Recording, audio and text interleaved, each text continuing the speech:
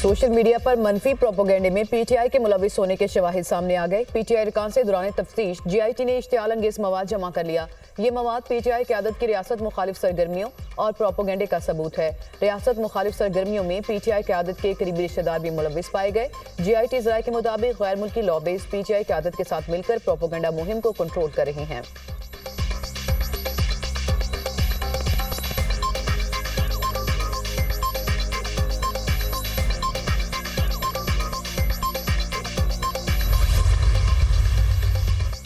वज़ीर-ए-आज़म शहबाज शरीफ की सऊदी वली-ए-अहद शहजादा मोहम्मद बिन सलमान से मुलाकात। इक्तिसादी, तजारत, सरमायाकारी, तवानाई और दिफाई शोबों में ताउन बढ़ाने पर बातचीत। दोनों रहनुमाओं का बढ़ते हुए इक्तिसादी ताउन पर इत्मीनान का इजहार।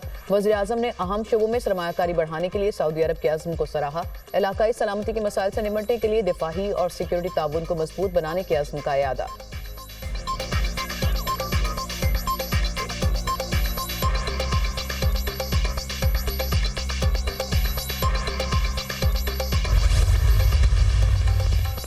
वज़ीर-ए-आज़म शहबाज शरीफ से सऊदी वज़ीर सरमायाकारी और इक्तिसादी टास्क फोर्स के सरबराह की मुलाकात। वज़ीर-ए-आज़म का सऊदी सरमायाकारों को सहूलत फराहम करने के लिए पाकिस्तान के अज़्म का इयादा।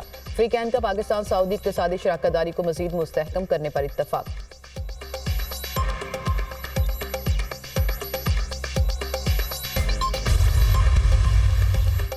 पाकिस्तान और अमरीका के मुख्तलिफ शुबों में मजबूत ताल्लुकात हैं। अमरीका के लिए सफरी पाबंदियों की बातें कयास आराइयाँ हैं। अभी तक सफरी पाबंदी से मुतालिक बाज़ाब्ता आगाह नहीं किया गया।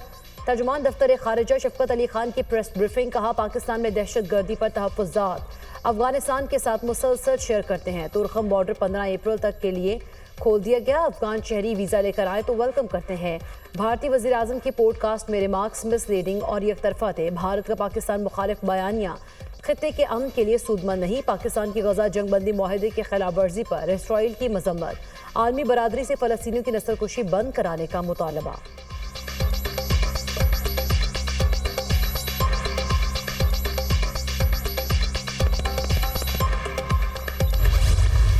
अमरीका का बानी पीटीआई के हवाले से सवाल पर रद्द-ए-अमल देने से इनकार। तर्जमान अमरीकी महकमा खारजा टैमी ब्रूस कहती हैं, अमरीका किसी दूसरे मुल्क के अंदरूनी मुआवलात में मुदाखलत नहीं करता। टैमी ब्रूस ने अमरीका में दाखिले पर पाबंदी के लिए मुल्कों की फहरिस्त बनाने की तरतीब की।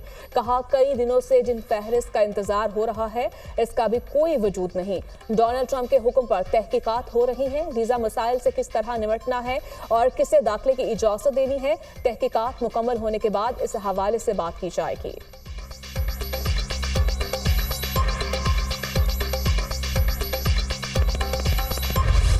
पाकिस्तान स्टॉक मार्केट में 795 पॉइंट्स का इजाफा। 100 इंडेक्स 1,18,769 पर बंद। ट्रेडिंग के दौरान इंडेक्स 1,19,421 पॉइंट्स की बुलंद तरीन सतह को छू गया था।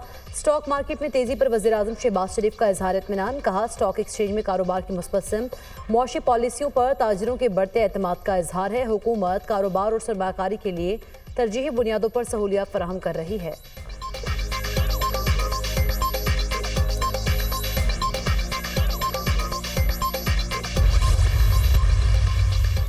पाकिस्तान में जमहूरियत बदतदरीज आगे बढ़ रही है। 2017 में मुल्क के प्राइम मिनिस्टर को अपने बेटे से तनख्वाह न लेने पर नाअहल किया गया था। आज भी ओपोजिशन की बड़ी जमात हुकूमत को जाली और गैर कानूनी करार देती है। ओपोजिशन इसी पार्लियामान में कायदे हिज़्ब इख्तिलाफ, चेयरमैन पीएसी और कायमा कमेटियों के चेयरमैन के ओहदों पर भी विराजमान है। स्पीकर कौमी असम्बली सरदार अयाज सादी की हार्वर्ड यूनिवर्सिटी के तलबा से मुलाकात में गुफ्तगू। कहा, अफगान सरजमीन पाकिस्तान के खिलाफ दहशत गर्दी के लिए इस्तेमाल हो रही है।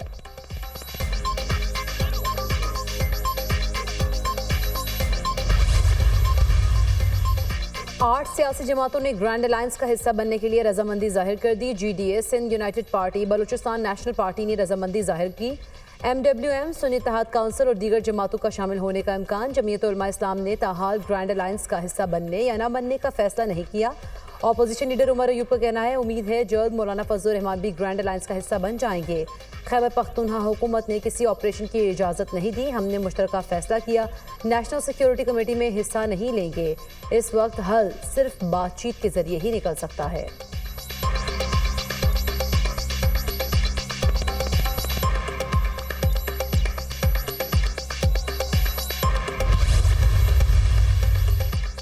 कौमी सलामती के इजलास का क्या नतीजा निकला? सवाल शुरू होते ही इजलास खत्म कर दिया गया।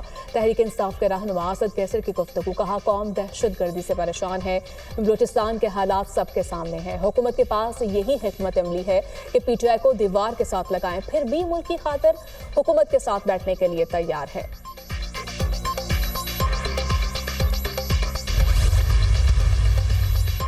अब फितना फसाद हरगिज कबूल नहीं होगा। मखसूस जमात मुल्क को तोड़ने की कोशिश कर रही है। सोशल मीडिया पर मुल्क और इदारों के खिलाफ मजमूम प्रोपेगेंडा किया जा रहा है। पाकिस्तान के अस्करी इदारों के खिलाफ गलीज जुबान अब बंद होनी चाहिए। विफाकी वजीर तारिक फजल चौधरी की प्रेस कॉन्फ्रेंस।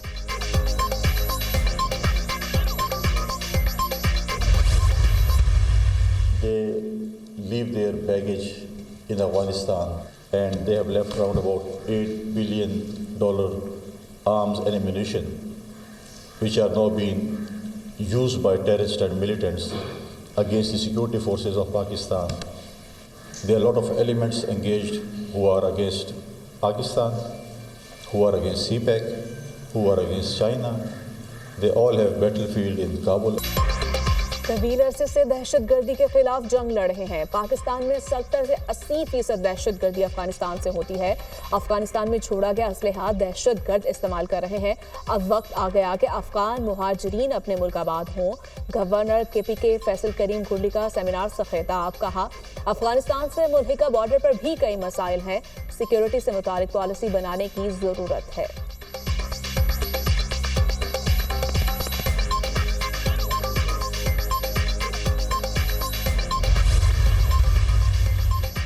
खैबर पख्तूनख्वा हुकूमत सिक्योरिटी फोर्सेस को ऑपरेशन से रोकती है तो हालात की जिम्मेदारी भी कबूल करे।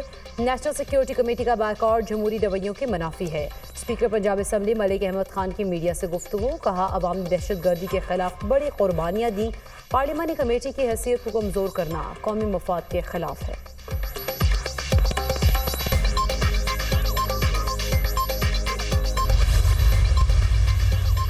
मुस्लिम लीग नून के सदर नवाज शरीफ के सऊदी अरब न जाने की वजह सामने आ गई। नवाज शरीफ की तबीयत नासाज राती डॉक्टर्स ने हवाई जहाज का सफर करने से रोक दिया। डॉक्टर्स ने नवाज शरीफ को मुकम्मल आराम का मशवरा दिया।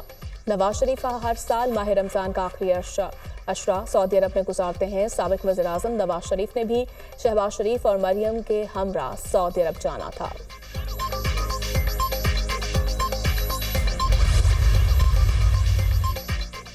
इस्लामाबाद हाई कोर्ट में डिप्टी रजिस्ट्रार के खिलाफ आज खुद तौहीन अदालत केस की समाअत। ये केस एक सियासी लीडर से मुतालिक नहीं बल्कि उसूल तय करने का है। ये कार्रवाई सिखाने के लिए है।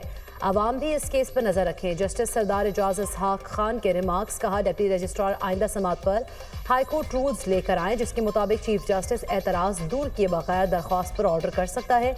वो रूल्स भी लेके आए कि चीफ जस्टिस अदालत में ज़ेर समाअत केस को वापस ले सकते हैं। मुझे इस इशू पर एक फाइनल जजमेंट लिखनी है।